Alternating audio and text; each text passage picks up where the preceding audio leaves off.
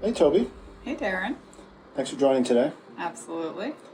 So I wanted to open up our conversation around business outcomes as they relate to internal communications practitioners. So I think, at least in my experience and speaking to a lot of folks in internal comms, they really struggle with communicating the value of their initiative. And I think it's a mistake, but often it's felt that internal communications is a nice to have. And I think it's important for business leaders to understand the value and how we can actually help internal communications practitioners really drive those business outcomes. How do they measure them, and how do they communicate them to those senior leaders? I'm curious your experience and thoughts on that. Well, it's super interesting that you bring that topic up because it's exactly what I'm working with customers on right now, which is to define for 2023 what business outcomes they want to focus on. Because ultimately, they want to improve employee communication. Awesome. What does that mean? And how do they take that and both come up with a tactical plan to achieve it, but also set KPIs to measure progress towards that?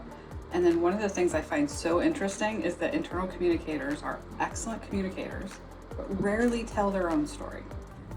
So really specifically, I'm curious, what are some of the business outcomes that you talk about with folks? We talk a lot about, especially in this type of an economy, that in frontline workers in particular, that the war for talent or retention is really top of mind. It costs a lot of money to recruit people, to train them, to get them up to full productivity. There's also a challenge of employee engagement being low, and we know that one of the great antidotes to that is opportunities for advancement within the organization.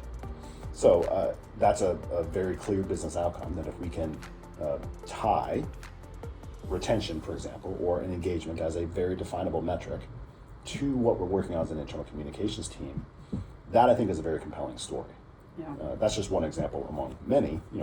Depending on the business, it could be something like, can we speed up our productivity, for example? Maybe we'll work in logistics and we can reduce the amount of meetings that we're having so that people can focus more on filling orders. That allows them to build things. From my perspective, and as someone who works in commercial leadership, I think I would be very interested in how is this investment going to help me achieve mine and by extension the company's goals. Right. And I think a lot of the internal communicators are focused on executing and ensuring that the employees understand the initiatives of the company, understand the goals like improving productivity.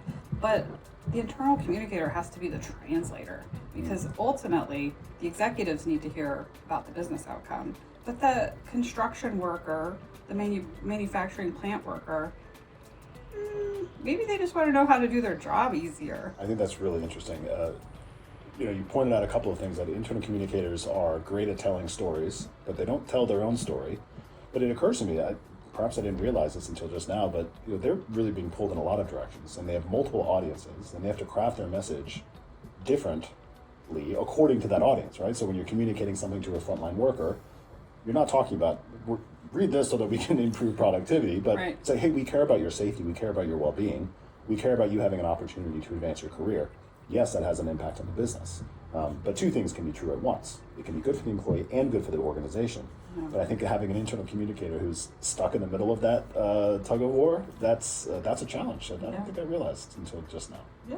So Toby, there's another interesting topic that comes up a lot, and that is the one of change management. I think for a lot of companies, embracing a new way of communicating, a new communications technology, comes with a lot of concern about, is this going to be adopted? How much bandwidth is this going to require? Who needs to be involved in that? Tell me a little bit about your experience in this, maybe from those sides, but also maybe beyond just the commercial or the technological, but how do you manage change when it comes to increasing transparency for an organization that may not be as comfortable with being more open and transparent with their employees? Maybe just share a little bit of your experience on that. Yeah, so it's interesting. I see change management coming up more and more in different practices. So project managers need to be aware of change management, actually having a change manager in an organization.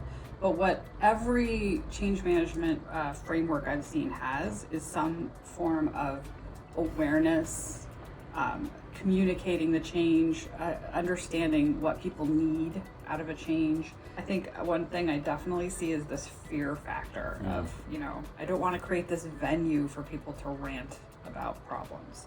But you can be very thoughtful about how you share information with things like updates, tracking viewership, so you know how many of those employees you've reached, so you have a sense of, who's getting this message. I think that's another thing. You might shout it out, but who's hearing from it? And then having pointed questions. So asking the question you want answered. So it could be like using a poll that says, we have just talked about introducing a new technology. How are you feeling about it? Great, not so sure, terrible. Add comment below. Interesting. Yeah, I think it's really insightful. That the point you made earlier about having those pointed questions, especially when you're communicating something a bit more delicate or that could potentially be unpopular. It reminds me of like the Mad Men episode when Don Draper says, if you don't like what's being said, change the conversation.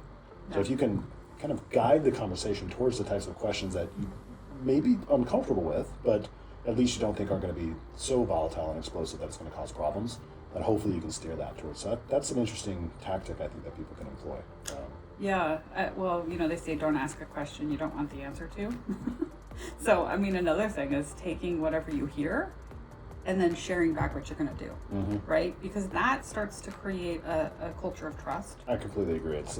I think it's probably very challenging for organizations to embrace that continuous feedback loop, especially when it's a delicate topic. But I would have to think that if somebody did receive, here's the message, here's my feedback, and now you followed up on my feedback, I'm going to have a lot more trust in my employer and that they're being credible and transparent with me. And I'm definitely going to come back and use the app again. And that way, hopefully, there's going to be some good news that we can all celebrate together next time. So I think it does have an overall uplifting effect.